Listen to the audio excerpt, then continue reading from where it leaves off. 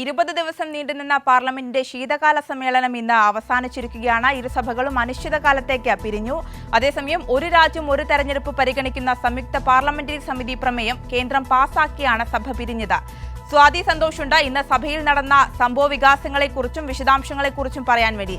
സ്വാതി, വിവിധ വിഷയങ്ങളിൽ പ്രതിപക്ഷത്തിന്റെ ശക്തമായ പ്രതിഷേധങ്ങൾക്കാണ് ഇന്നും പാർലമെന്റ് സാക്ഷിയായത്.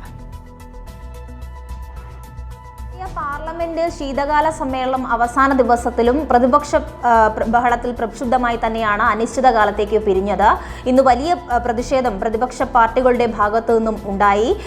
കേന്ദ്രമന്ത്രി അമിത്ഷായുടെ അംബേദ്കറിനെതിരായ പരാമർശത്തിൽ ഇന്ത്യ മുന്നണി ഒട്ടാകെ വലിയ പ്രതിഷേധ റാലി സംഘടിപ്പിക്കുകയായിരുന്നു. വിജയ് ചൌക്കിൽ നിന്നും ആരംഭിച്ച പ്രതിഷേധ മാർച്ച് ഉള്ളിലേക്ക് കടക്കുകയായിരുന്നു. പാർലമെന്റിനുള്ളിലും ലോക്സഭയിലും രാജ്യസഭയിലും ഈ പ്രതിഷേധം പ്രതിപക്ഷ പാർട്ടികൾ ഉന്നയിച്ചു. ഇതിനെ തുടർന്നാണ് സഭ ഇന്ന് അനിശ്ചിതകാലത്തേക്ക് പിരിഞ്ഞത്. ഈ പാർലമെന്റ് സമ്മേളനം പരിശോധിക്കുകയാണെങ്കിൽ വലിയ തരത്തിലുള്ള പ്രതിഷേധമാണ് തുടക്കം മുതൽ ഉണ്ടായത്. ആദ്യം അദാനി, മണിപ്പൂർ, സമ്പൽ വിഷയങ്ങളിൽ തുടങ്ങി അവസാനം ഒരു രാജ്യം ഒരു തെരഞ്ഞെടുപ്പ് ബില്ലിനെതിരായ പ്രതിഷേധം സഭയിൽ പ്രതിപക്ഷം ഉയർത്തുകയുണ്ടായി. ഏറ്റവും ഒടുവിലായാണ് ഈ അംബേദ്കറിനെതിരായ പരാമർശം. ഈ പരാമർശം ഒരിക്കലും അംഗീകരിക്കാൻ കഴിയില്ലെന്നും കേന്ദ്ര ആഭ്യന്തരമന്ത്രി അമിത്ഷാ രാജിവെക്കണമെന്നും രാജ്യത്തെ ജനങ്ങളോട് മാപ്പ് പറയണമെന്നുള്ള ആവശ്യം ഉന്നയിച്ചുകൊണ്ടാണ് ഇന്ന് ഇന്ത്യ മുന്നണിയുടെ നേതൃത്വത്തിൽ പാർലമെന്റിലേക്ക് മാർച്ച് നടന്നത്. വലിയ സൈന്യത്തേക്ക് ഉപയോഗിച്ചുകൊണ്ട് ഈ പാർലമെന്റ് മാർച്ചിനെ തടയാനുള്ള എല്ലാ ശ്രമങ്ങളും നടത്തിയെങ്കിലും അതിനെയൊക്കെ അവഗണിച്ചുകൊണ്ടാണ് ഇന്ന് പ്രതിപക്ഷ പാർട്ടികളുടെ പ്രതിഷേധം ഉണ്ടായിരുന്നത്. നിരവധിയായിട്ടുള്ള ഇടത് വലത് എംപിമാരും 200ഓളം വരുന്ന എംപിമാരാണ് ഈ പാർലമെന്റ് മാർച്ചിൽ പങ്കെടുത്ത് സംസാരിച്ചത്. അതോടൊപ്പം തന്നെ Rajya Sabha M P doctor John Brittas പറഞ്ഞത് രാജ്യത്ത് ഫാസിസം വളർത്തുവാനുള്ള ശ്രമങ്ങളാണ് ബി.ജെ.പിയുടെ ഭാഗത്തു നിന്നുണ്ടാവുന്നത്. മാത്രമല്ല ഈ ബി.ജെ.പിയുടെ ദളിത് വിരോധമാണ് ഇത്തരത്തിലൊരു പരാമർശം കേന്ദ്ര ആഭ്യന്തര മന്ത്രി നടത്താൻ ഇടയായത് അടക്കമുള്ള കാര്യങ്ങൾ അദ്ദേഹം സൂചിപ്പിക്കുകയായിരുന്നു.